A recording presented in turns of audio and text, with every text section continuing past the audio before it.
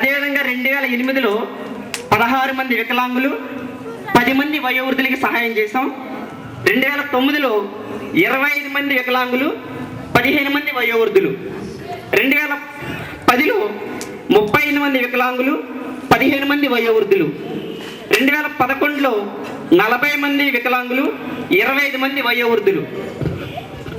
2012లో 45 మంది వికలాంగులు, 20 మంది వయోవృద్ధులు.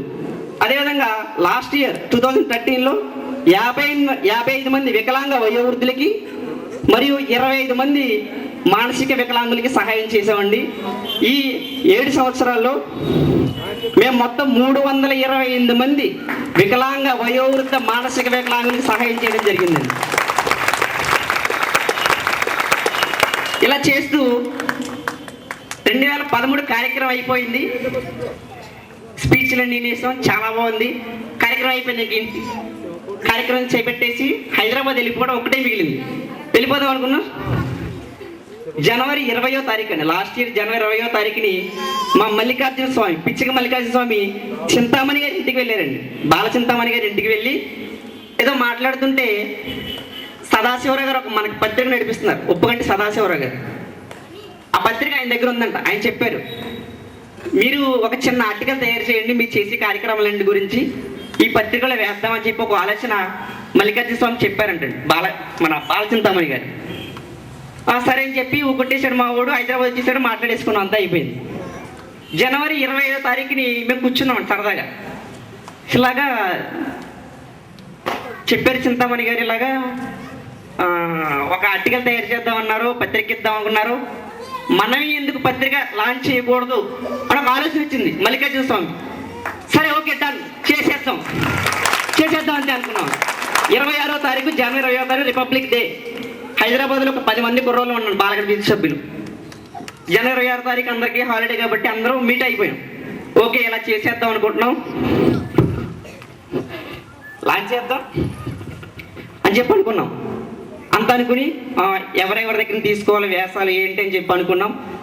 ఓకే అని చెప్పేసి వాసు గారికి ఫోన్ చేసామండి, ఇలా తలారి వాసు గారికి. సరే ఇలాగ మేము ఒక వార్షిక సంచిక ఒకటి రిలీజ్ చేద్దాం అనుకుంటున్నామండి. సంవత్సరానికి ఒకసారి విడుదల చేద్దాం అనుకుంటున్నాం సార్. మీరు దానికి ఎడిటర్గా ఉండాలి, సంపాదకులుగా ఉండాలి అని చెప్పంటే, సరే అదేముంది, మీరు నా స్టూడెంట్లు, మీరు చేస్తే ఏంటి, మీకు ఎప్పుడు నేను సహకరిస్తాను, సరే చేయండి అని చెప్పి అన్నారు. అక్కడే మా పత్రిక 50% సక్సెస్ అయిపోయిందండి ఆ రోజే. ఇప్పుడు జనవరి 15వ తారీఖున రిలీజ్ చేసే బుక్ జనవరి 26వ తారీఖునే 50% సక్సెస్ అయిపోయిందండి. ఎందుకంటే మా ఈ సేవా సంక్రాంతి వార్షిక సంచికకి తలారి వాసు గారు సంపాదకులుగా ఉండడం. మేము ఈ పత్రిక గురించి ఒక 3 నెలల ముందుగా మొత్తం అందరినీ, మాకు తెలిసిన సార్లందరికీ ఫోన్ చేసి, సరేలా మేము ఒక వార్షిక సంచిక విడుదల చేద్దాం అనుకుంటున్నామండి. దీంట్లో సేవాపరమైనటువంటి, సామాజిక సంబంధమైనటువంటి, సాంస్కృతికపరమైన విషయాలన్నీ ఉండేలాగా ఒక పత్రిక రిలీజ్ చేద్దాం అనుకుంటున్నాం సార్. మీకు మీ అమూల్యమైన భావాలన్నీ మాకు వ్యాసాల రూపంలో ఇవ్వండి, మేము రిలీజ్ చేస్తామని చెప్పినప్పుడు ఒక 20 మంది సార్లకి చెప్పామండి. వాళ్ళందరూ కూడా పాజిటివ్గా రెస్పాన్స్ అయ్యి ఓకే మేమందరం ఇస్తామని చెప్పి మాకు పంపించడం జరిగింది. అందులో పొన్నపల్లి శ్రీరామారావు గారు, డాక్టర్ తలారి వాసు గారు, అరిపురాల నారాయణరావు గారు, ఎంఎల్ నరసింహారావు గారు, పాలపర్తి దండ్రా, డాక్టర్ కేవి ఆనంద్ గారు, జ్యోతిర్మయి గారు, రాజశేఖర్ గారు, చింతామణి గారు, కామవరపు మల్లికార్జునరావు గారు, మంగిన నరసింహారావు గారు, ఏలూరు సురేష్ గారు, శ్యామలరావు గారు, ఇలా ఒక 14 మంది నుంచి మాకు వ్యాసాలు వచ్చినాయండి. అందులో ఒక్కొక్కరిని ఒక్కొక్క రకం, ఒకరికి సేవకు సంబంధించిన విషయాలు, కొంతమంది తెలుగు భాష ఉన్నతానికి సంబంధించిన విషయాలు, కొంతమంది కుటుంబ సంబంధించిన విషయాలు, కొంతమంది రైతులకు సంబంధించిన విషయాలు, ఇలా మొత్తం అన్ని కలగలిపిన ఒక బుక్ రిలీజ్ అయిపోతుంది అని చెప్పి ఒక సంతోషం, పట్లేని సంతోషం. అసలు ఎప్పుడు సంక్రాంతి వస్తుందా, ఎప్పుడు రిలీజ్ చేద్దామన్నంత ఒక ఆనందం వచ్చేసిందండి. ఇప్పుడు నవంబర్ ఎండ్కి మీ దగ్గర అన్ని వ్యాసాలు వచ్చేయాలి, డిటిపి కార్యక్రమాలు అయిపోవాలని చెప్పి వాసు గారు అన్నారండి. ఓకే నవంబర్ వచ్చేస్తుంది, వ్యాసాలన్నీ వస్తున్నాయి, కానీ డిటిపి గురించి ఆలోచన. బుక్ ప్రింట్ చేయడం 10 నిమిషాలండి, ఒక 2 రోజుల్లో బుక్ ప్రింటింగ్ అయిపోయింది. కానీ డిటిపి కార్యక్రమం అనేది చాలా కష్టమైంది. ఇప్పటి వరకు మేము ఒక పత్రిక కూడా లాంచ్ చేయలేదు కాబట్టి డీటీపీ అంతలే అయిపోతుంది, టకటక ఒక రోజు నైట్ కూర్చుంటే అయిపోతుందిలే అని చెప్పి అనుకునే భావాలు మావి. లేదు ఒక రోజు వెళ్ళిపోదాం, మొత్తం నలుగురం కూర్చుందాం, డీటీపీ వాడి దగ్గర గుండ్రాన్ని కూర్చొని కొట్టించేసుకుందాం, టకటక చెప్పేస్తుంటే కొట్టేస్తాలే అని చెప్పి అనుకున్నాం. కానీ మేము ఈ డీటీపీ చేయించడానికి 15 రోజులు పట్టిందండి. కనీసం 15 రోజులు 20 రోజులు పట్టింది. ఇంతలో వాసు గారు ఫోన్ చేసి ఇలాగా మన పత్రికని గవర్నమెంట్ గుర్తించబడే విధంగా ఒక ISBN నెంబర్ ఒకటి ఉంటుంది, దాని హెడ్ ఆఫీస్ లండన్లో ఉంటుంది, ఒక ఢిల్లీకి ఒక మీరు కొరియర్ చేయండి, ఒక్క మీకు సంబంధించి మీరు ఏ బుక్ లాంచ్ చేద్దాం అనుకుంటున్నారు, దాని పేరేంటి, దాని కవర్ పేజ్ అంతా ఒకసారి మీరు ఢిల్లీకి కొరియర్ చేస్తే దాని నుంచి ఒక ISBN నెంబర్ వస్తుంది మనకి అని చెప్పారండి.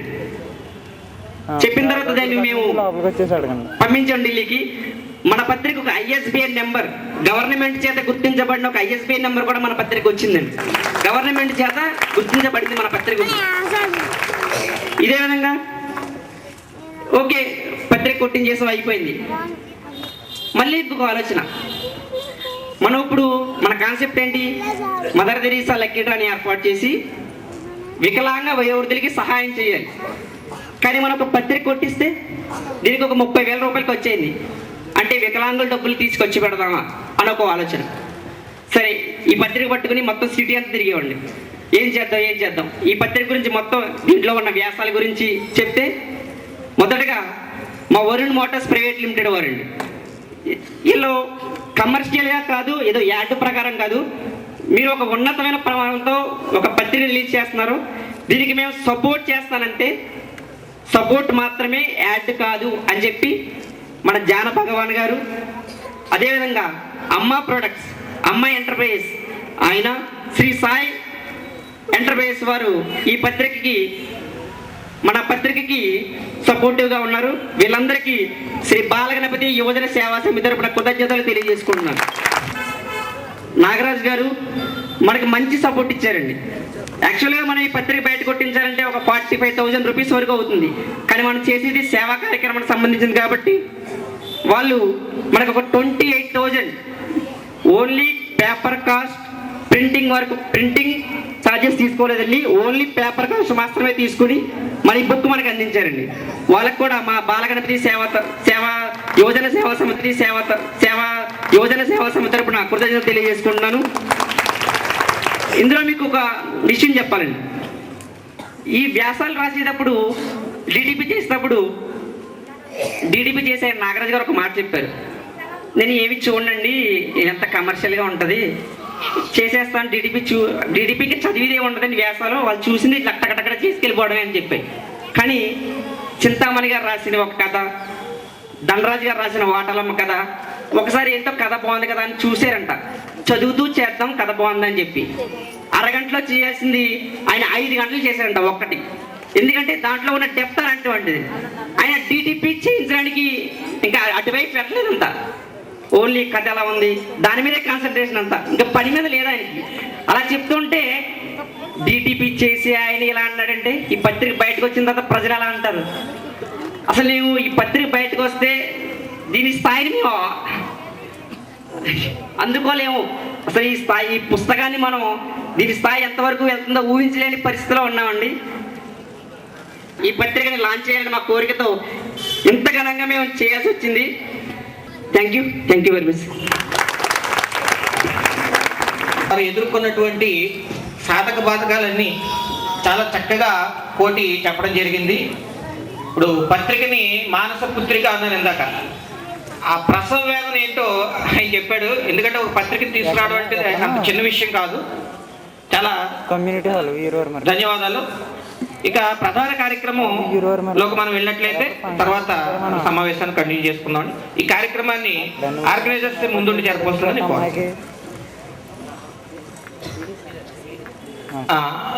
మరి ఈ బాలగణపతి యువజన సంఘం సభ్యులందరికీ గత 8 సంవత్సరాలుగా వెనకుండి